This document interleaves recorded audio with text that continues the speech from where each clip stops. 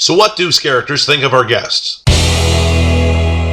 Hey there, hi there, ho there, Andrew here, and during last week's potluck dinner at Halloween Horror Nights, yes, we do that kind of stuff. Actually, both Run and the All Night Die-In double feature brought in food for the potluck. And during our feast, we shared stories that always ended in a laugh. Yes, they were mostly about you guys. So I have taken it upon myself to share with you, yeah, you watching right now, about the classes of people that I have seen at Halloween Horror Nights. Now remember, these are my classifications and not Universal Studios. So see which one you fit into and comment below. Here we go, in no particular order. First is the fun Nazi. You know, the person in charge of all the fun. You're the type of person that knows which house to go to first and in what order. What shows to see and what shows not to see. What scare zone to go through to get to the next house. Also, when to take a break for a drink or a meal. You know who you are. The kryptonite of the fun Nazi is the express pass. Get one of those and you have plenty of time to leisurely walk around, stop and eat, and take pictures. Plus, you don't have to wait in line. Next on the list is DJ Cool. Now this is either the male or female in the group that feels that they need to put on a show. Yeah, I'm bad, I'm tough, I'm not gonna look side to side, I'm gonna keep my head straight so nothing scares me. You look like a robot. Newsflash, you are considered big game hunting to a Scareactor. Actually, you're the first story that we tell each other when we get back from set. Another is Leo the Scout. Proudly swag while walking and look at all the Scareactors in the eyes. Some even dance or act goofy to hide their fear. Leo the Scouts have come up to the realization by themselves that if they're the front person in a group, nobody will try and scare them. Wrong-o. Scareactors change things up all the time and scare people at random. Your position in the group holds no immunity. Sometimes Leo the Scout's friends lag back a little bit so a Scareactor can sneak in for the kill. But hey, keep going on with that swag you got. A popular one is Scarebait. You are the sacrificial lamb of the group. Seriously, if this was a horror movie, you'd be gone before the opening credits finished. You're skittish, jumping around, trying not to make eye contact with the Scareactors. And be careful, DJ Cool might want to team up with you. That's because they're going to make you the human decoy, hoping that the Scareactors get to you instead of them. And to be honest, having you in the group makes the event much more enjoyable for everybody. Well, except maybe you. Next on the list is the vet. Now, vets have been going to the event for years and know what to expect. You wear the merchandise, you make your own, you take pics, and you put them on social media. You rate the houses from top to bottom, you put them on a grade scale, you post them in forums. Vets also talk about the speculations of each house months before the event. Some even push buttons and knobs in the houses looking for something called a guest activated trigger. Yeah, don't touch the buttons, they're my buttons. And P.S., you're not going to find any guest activated triggers in my room or in the house. Vets also like to arm themselves with GoPros, filming the scenes that they can put up online, and are typically the most hardest to genuinely scare because they are absorbing so much in their fanboy energy, taking in as much as they can. However, when a Scareactor scares them, they love it. I actually think the vets might be a little masochistic. Now, one to watch for is the Judas. This is the thumbs up guy. Not as in, hey, good job, but more like, get the guy behind me. I confess, I have been this guy before.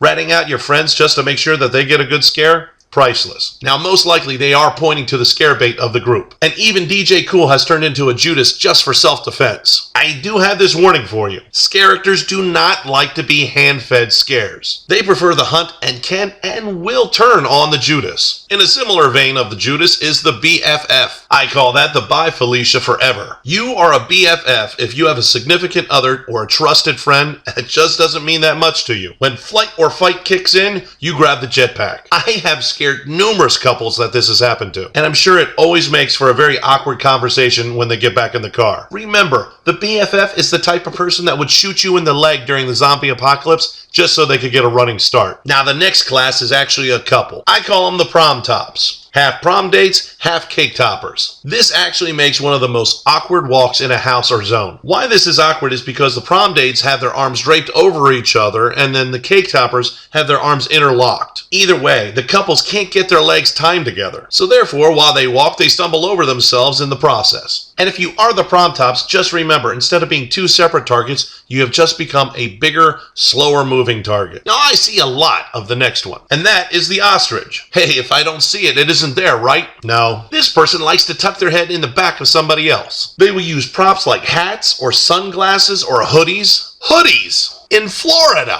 Or they use the favorite line, I have something in my eye, but I just really want to keep my eyes closed. I know that excuse. I've used it. We know what you're doing. Scareactors are patient. We wait, we stalk, we scare. Sometimes I wonder if the ostrich really is getting their money's worth with all that hiding. Now the next one can be a puzzler. I call them the freaky deakies. And maybe they've just seen the Rocky Horror Picture Show one too many times. I know I love that movie. When a Scareactor goes in for the kill, you turn around and blow a kiss. Or declare how attracted you are. Or even suggesting something provocative. Call me. Seriously, I get 20 of those like a night. Scareactors are smart enough to know that you are just a little too scared and you are using your wily ways as a self-defense mechanism. Now that was 10 individual classes, but there is one group class. I call them the CEGs. Stands for Closed Eyes Centipede Group. Now I was going to put up a picture from the movie Human Centipede, but quite frankly, I respect your vision enough not to do that to you. This group is most likely comprised of the classes that I've listed before, and it is most found in houses rather than zones, and usually aged between the tweens and 20-somethings. You're going to find these guys with their heads down, squatted in a conga line, trying to beat the Jamaican bobsled team's time. Now that is not an all-inclusive list, that is just the start. So where do you fit in? I know I've been a couple of those classes. My next video is going to be the State of the Channel vlog, and I will be describing what you can expect during the month of October. So make sure you like the video and subscribe so you get notified the moment I upload. And I will see you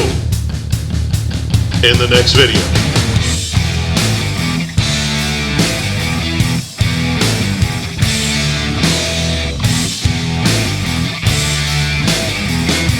No, I pushed the button. No, you pushed the button. I pushed the button.